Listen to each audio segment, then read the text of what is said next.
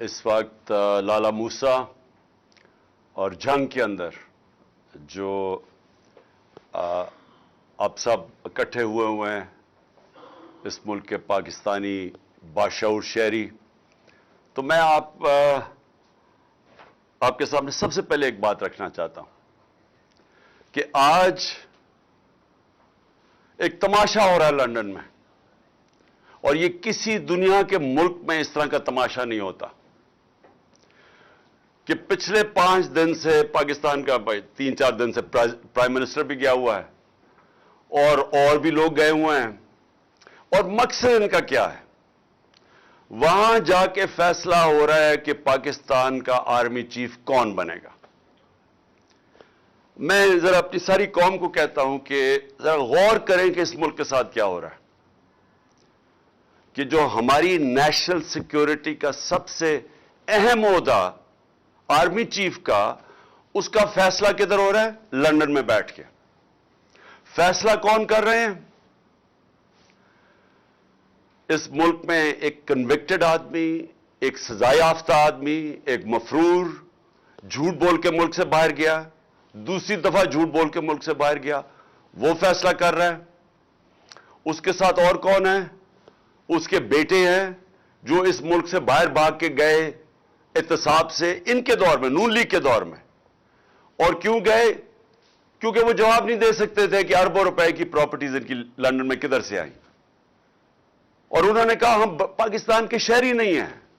3 دفعہ prime minister کے بیٹے کہتے ہیں ہم لندن کے شہری نہیں ہیں، کیونکہ وہ جواب نہیں دے سکتے کہ اربوں روپے کی وہ حسن نواز، وہ کم از کم 10 ارب روپے کی جو پراپرٹی اس نے لندن میں لی، وہ کدھر سے آئی۔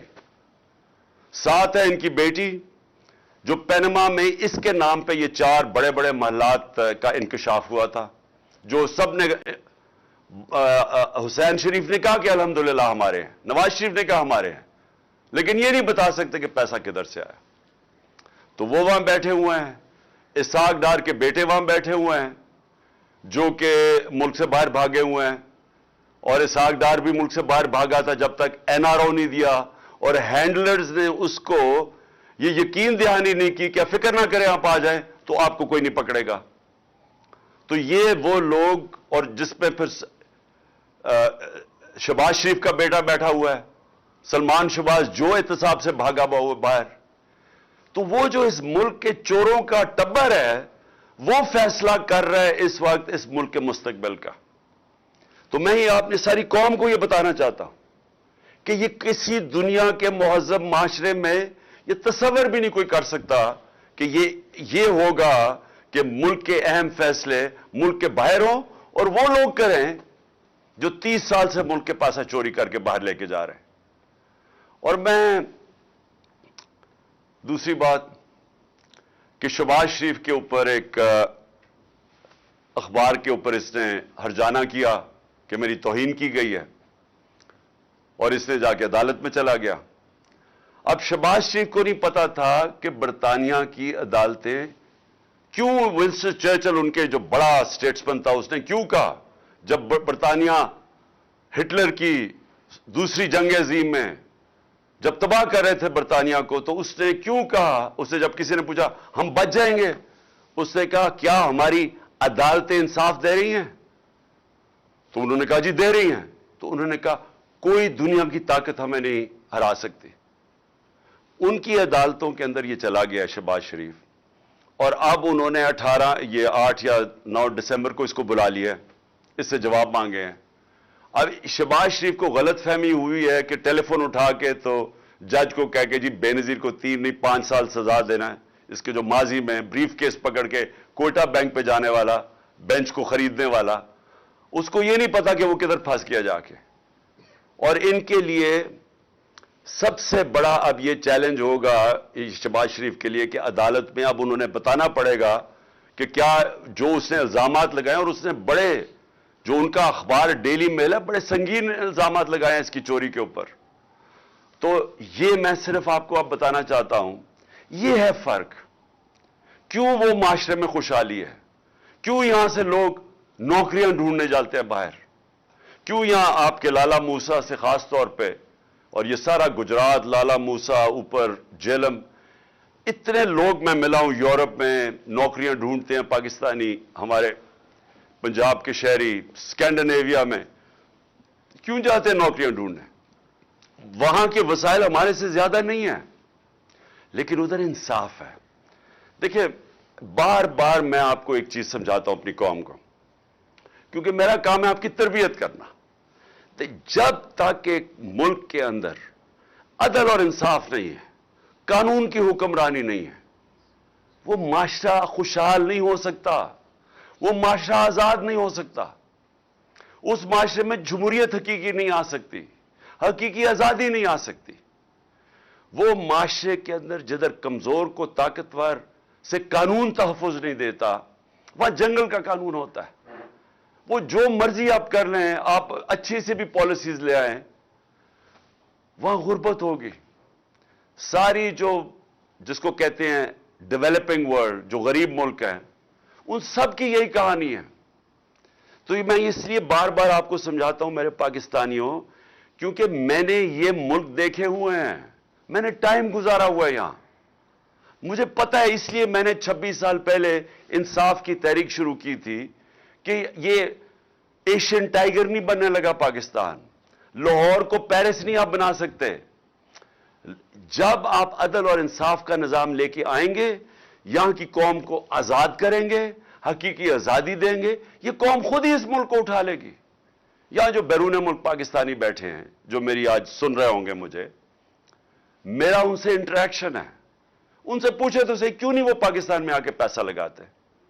وہ سب سے پہلے آپ کو کہیں گے کہ ہم اس لیے پیسہ نہیں لگاتے پاکستان میں آ کے کہ ہمیں ڈر ہوتا ہے کہ اگر ہم پلاٹ لیتے ہیں تو اس کے اوپر قبضہ ہو جاتا ہے اور ہم قبضہ نہیں چھڑا سکتے۔ تو ہم کاروبار کیسے شروع کر سکتے ہیں جس ملک کے اندر ہمیں قانون تحفظ نہیں دیتا، جس میں ایک فکرہ استعمال کیا جاتا ہے، کانٹریکٹ انفورسمنٹ نہیں ہوتی۔ جب اس ملک میں ہماری سرمایہ کی حفاظت ہی نہیں ہوتی تو ہم کیسے اس ملک میں پیسہ لگائیں گے؟ اور دوسری بات وہ یہ کہیں گے، خاص طور پہ برطانیہ میں جو بیٹھے پاکستانی ہیں، کہ یہ جو ملک کے سربراہ ہیں جو ہمیں کہتے ہیں کہ پاکستان میں اپنا پیسہ لے کے آؤ، تو اپنا پیسہ تو پاکستان سے باہر بھیج رہے ہیں، ان کے تو بڑے بڑے محلات باہر ہیں، ان کے کاروبار باہر ہیں، تو یہ ہمیں کہہ رہے ہیں کہ پاکستان میں پیسہ لگاؤ، اور وہ یہ کہتے ہیں کہ یہ پیسہ باہر کیوں بھیجتے ہیں؟ نمبر 1 چوری کا پیسہ ہے، کیونکہ اگر چوری کا پیسہ کیوں باہر بھیجنا پڑتا ہے کہ پاکستان میں نظر آ جائے گا۔ یہاں اب اگر ایک دم ان کی دولت میں اربوں روپے کا اضافہ ہونا شروع ہو جائے تو پوچھیں گے تو صحیح نا قوم کے کدھر سے پیسہ آیا؟ وہ یہ جواب نہیں دے سکتے کیونکہ چوری کا پیسہ ہے، اس لیے ان کو باہر بھیجنا پڑتا ہے۔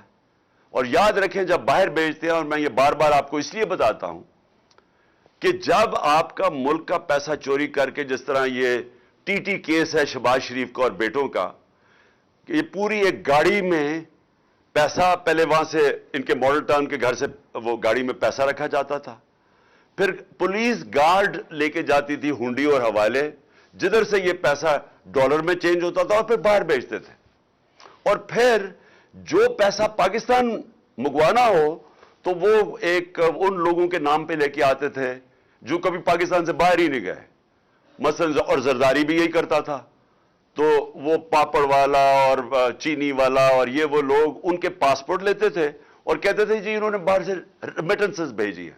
تو خود ہی قانون بنایا تھا 1992 میں کہ جی اگر باہر سے کوئی پیسہ بھیجے گا تو کوئی سوال نہیں پوچھا جائے گا، اور یہ حدیبہ پیپر مل بھی یہی کیس تھا، زرداری کا بھی یہی کیس ہے، وہ جو فیک اکاؤنٹس کا ان کے بھی یہی کیس ہے۔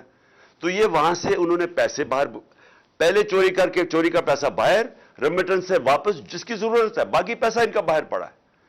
جو ان کا زیادہ تر مال ہے، یہ دونوں بڑے بڑے خاندانوں کو، یہ باہر پڑا ہوا ہے پاکستان سے، اور بڑی شان و شوکت میں وہاں رہتے ہیں، اور یہ اس ملک کا المیہ ہے کہ یہ ہر تھوڑی دیر کے بعد ان کو این آر او ملتا ہے، پھر واپس آتے ہیں، پھر لوٹتے ہیں، پھر پیسہ باہر لے جاتے ہیں۔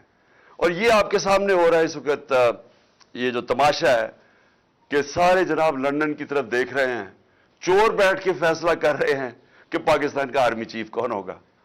یعنی مجھے حیرت ہوتی ہے کئی دفعہ کہ یہ جب ہم نے ہم یہ سوچتے ہیں کہ یہ اللہ، یہ ہم کس دنیا میں رہ رہے ہیں کہ کسی بھی دنیا کے ملک میں یہ مجھے کوئی بتا دے، میں برطانیہ میں پتہ نہیں کتنے 20-30 سال گزارے ہیں، کوئی سوچ سکتا ہے وہاں کی اس طرح کی چیز ہو؟ کوئی سوچ سکتا ہے کہ برطانیہ کے پرائم منسٹر کی باہر پراپرٹیز پڑی ہوں، اور اگر پڑی ہوں تو وہ ایک دن بھی آفس میں رہ سکتا ہے جب تک جواب نہ دے؟ کوئی سوچ سکتا ہے کہ ملک کے باہر پرائم منسٹر آئے، باہر بھاگ جائے جب اس کا احتساب ہو، واپس آ کے پھر اوپر بیٹھ جائے، کیسز معاف ہو جائے، اور پھر جب اس کو پھر پکڑنے لگے پھر باہر بھاگ جائے اور قوم کے فیصلے باہر سے کرے؟ یہ ساری قوم ذرا سوچے اس کے اوپر کہ اس کا کوئی مہذب معاشرے کے اندر اس طرح کی مثال نہیں ہے۔ اور پھر ہم کہتے ہیں کہ جی آرمی چیف کے میرے اوپر بھی 1-2 الزام لگائیں، جی اس کا ہم نے متنازع کر دیا، اس کا آرمی چیف کا۔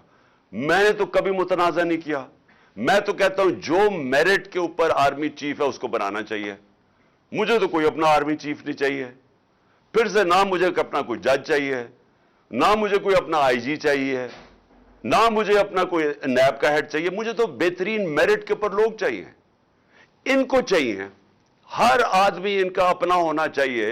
اب پنڈی اسلام آباد کا شہباز شریف نے آئی جی بنایا، اس کو سزا ہونے والی تھی، سیف سٹی کیس میں اس آئی جی کو اس کو سزا ہونے والی تھی، اس نے اٹھا کے اس کو آئی جی بنا دیا۔ کیوں بنایا اس کو؟ کیونکہ وہ کرپٹ ہے، وہ اب اس کی خدمت کرے گا، وہ اس کا ہر ناجائز کام کرے گا۔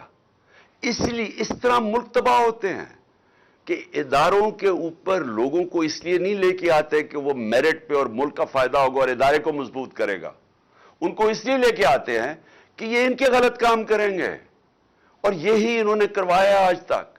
عدلیہ کے اندر انہوں نے ڈنڈے مار کے جب چیف جسٹس سجاد علی شاہ جیسا دیانتدار جج کو جب بھگایا وہاں سے اور پھر پیسے رشوت دے کے اس کو جب ہٹایا، تو یہ اس لیے نہیں کہ ان کو کوئی فکر تھی کہ پاکستان کی عدلیہ ٹھیک کام نہیں کر رہی، اس لیے کہ وہ ان کے نیچے نہیں تھی، ان کی غلامی نہیں کر رہی تھی، ان کے غلط کاموں کے اوپر غلاف نہیں ڈال رہی تھی، چھپا نہیں رہی تھی۔ تو جب جن لوگوں کی پوری تاریخ ہی یہ ہو تو وہ لوگ پاکستان کے آرمی چیف کا فیصلہ کریں گے لندن میں بیٹھ کے؟ اور میں ان سے بھی پوچھنا چاہتا ہوں جو ان کے ہینڈلرز ہیں، کیا ان کو فکر نہیں ہے پاکستان کی؟ کیا ان کو نہیں سمجھ آ رہی ہے کیا ہو رہا ہے ملک کے اندر؟ کیا ان کو تب نہیں سمجھ آ رہی تھی جب یہ ایک چوروں کو اوپر مسلط کیا جا رہا تھا کہ انہوں نے ملک کے ساتھ کرنا کیا ہے؟ جو 30 سال سے ملک کو لوٹ رہے تھے ان کو پھر سے جب مسلط کیا انہوں نے، تو کیا ان کو یہ نہیں نظر آ رہا تھا کہ انہوں نے کرنا کیا ملک کے ساتھ؟ تو یہ جو ہو رہا ہے یہ ہونا تھا کیونکہ انہوں نے ماضی میں بھی یہی کیا ہے۔ میں یہ سوال پوچھتا ہوں کہ کون ذمہ دار ہے اس کا کہ جو پاکستان چھوڑ کے گئے تھے ہم، جو عدم اعتماد سے پہلے مارچ کے اندر جو پاکستان تھا، مجھے وہ بتائیں۔ آج پاکستان کی بزنس کمیونٹی سے پوچھیں، پاکستانی کسانوں سے پوچھیں، پاکستان کے مزدوروں سے پوچھیں کہ وہ کس طرف پاکستان جا رہا تھا۔ 17 سال کے بعد ہماری بہترین ملک کے اندر دولت میں اضافہ ہو رہا تھا جس کو گروتھ ریٹ کہتے ہیں۔ تیسرے سال میں 5.7% ہماری اکانومی گرو کی، اور چوتھے سال میں 6%۔ اور انشاءاللہ اگر ہمیں یہ سازش کے تحت نہ ہٹاتے ہم نے 7% پہ جانا تھا۔ جو تیل کا تھا، جو اصل ہمیں جھٹکا پڑا تھا تیل کا، تیل کی قیمتیں تو نیچے آ گئی ہیں، تو ہم نے جو اپنے لوگوں کو مہنگے ڈیزل اور پیٹرول سے بچایا تھا سبسیڈائز کر کے، وہ ہم یہی سوچ رہے تھے کہ ہم روس سے سستا تیل لیں گے، اور دوسری چیز ہم اور چیزوں سے پیسہ نکال کے، یعنی اور اپنی ڈیولپمنٹ فنڈ سے پیسہ عوام کو سبسیڈائز کریں گے تاکہ بوجھ نہ پڑے عوام پہ، تاکہ مہنگائی نہ ہم روک کے رکھیں۔ انہوں نے آتے ساتھ ہی پہلے تو انہوں نے مہنگائی اسمانوں پہ چلی گئی، ہماری 15 سے 16 تک گئی ہے ہماری مہنگائی ہمارے دور میں، اور انہوں نے شور مچایا ہوا تھا۔ یا 27% ہے آج مہنگائی، 50 سال کے بعد سب سے زیادہ مہنگائی ہے آج پاکستان میں۔ اور انہوں نے ان کی وجہ سے، کیونکہ یہ اکانومی نہیں ہینڈل کر سکے، آج روپیہ ان کے دور میں تقریباً 39 روپیہ گرا ہے، 49 रुपया डॉलर महंगा हुआ है। इनके दौर के अंदर आज पेट्रोल डीजल की कीमतें किधर हैं? हमारे दौर में किधर थी? इनके दौर में बिजली की कीमत आज किधर गई है? जो आज लोगों से पूछे कि जो उनको बिजली के बिल आ रहे हैं, अभी जो गैस की शॉर्टेज आने वाली है और जो गैस की कीमतें हैं ये सर्दियों में, इनके दौर में आज देखना आप किधर आ रही हैं, जो इन्होंने IMF से मान चुके हैं। तो मैं सवाल यह है कि हमारे दौर में भी IMF था, हमारे दौर में भी कोरोना की वजह से महंगाई थी, आलमी महंगाई थी, लेकिन वो दौर देख लें मार्च का और ये आज देख लें, 6 महीने में ये मुल्क किधर पहुंचा है। आज वो मोटरसाइकिल मैन्युफैक्चरर से पूछ ले कि उनका क्या हाल हुआ है। आज वो मोटर वालों कितनी कारें बिक रही हैं, वो आज देख ले क्या हाल हुआ है। इंडस्ट्री जो तारीखी, हमारे सालों के बाद हमारी इंडस्ट्री तेजी से ऊपर जा रही, तकरीबन 26%, वो आज जीरो पे पहुंच गई है। इसके अलावा इसकी वजह से बेरोजगारी बढ़ेगी। फैसलाबाद में 8 लाख लोग बेरोजगार हो चुके हैं, वही फैसलाबाद जिधर मजदूर नहीं मिल रहा था मार्च के अंदर। तो मैं सवाल ये पूछता हूं कि ये क्या, ये जो हैंडलर्स लेके आए हैं और ये जो आज तमाशे हो रहे हैं पाकिस्तान से, कौन जिम्मेदार है इसका? किसने जवाब देना है इसका? कौन बताएगा कि ये कौम को किधर से किधर ले गए हैं? आज पाकिस्तान के पास जो दौलत में इजाफा हो रहा था वो हो ही नहीं रहा। ग्रोथ रेट का मतलब कि दौलत में इजाफा होता है। जब ग्रोथ रेट नीचे आता है और ये आप ये सोच रहे हैं कि अब ये पहुंच जाएगा 6% जो हमारे दौर से, अब ये पहुंच जाएगा तकरीबन 1% से भी कम। जब दौलत के अंदर इजाफा कम होगा तो इससे क्या होगा? इससे ये होगा कि हमने कर्जे तो देने हैं, कर्जे लिए हुए हैं, कर्जों की किस्तें वापस करनी है। तो जब हमारी दौलत में इजाफा ही नहीं हो रहा तो कर्जों की किस्तें कैसे वापस करेंगे? किधर से पैसा आएगा? आज यह हाल हो गया है कि हमें कर्जे लेने पड़ते हैं कर्जों की किस्तें वापस करने पे, तो कर्जों में डूबता जा रहा है मुल्क। और जो दौलत बढ़ रही थी वो अब बढ़ नहीं रही। दौलत के अंदर इजाफा होगा तो कर्जे वापस करेंगे, वो तो अब नीचे जा रहा है। हमारी टैक्स कलेक्शन नीचे जा रही है, हमारी एक्सपोर्ट्स नीचे जा रही हैं, जो बैरून मुल्क पाकिस्तानी रेमिटेंसेस भेजते थे वो नीचे जा रही हैं, तो इस दौलत नीचे जा रही है मुल्क की। तो ये किसने, कौन जिम्मेदार है इसका कि इन चोरों को हमारे ऊपर मुसल्लत किया? ये कौम सवाल पूछेगी। तारीख ये चीज नोट कर रही है कि ये जो हुआ है इस मुल्क के साथ, कौन कौन लोग जिम्मेदार हैं इसके।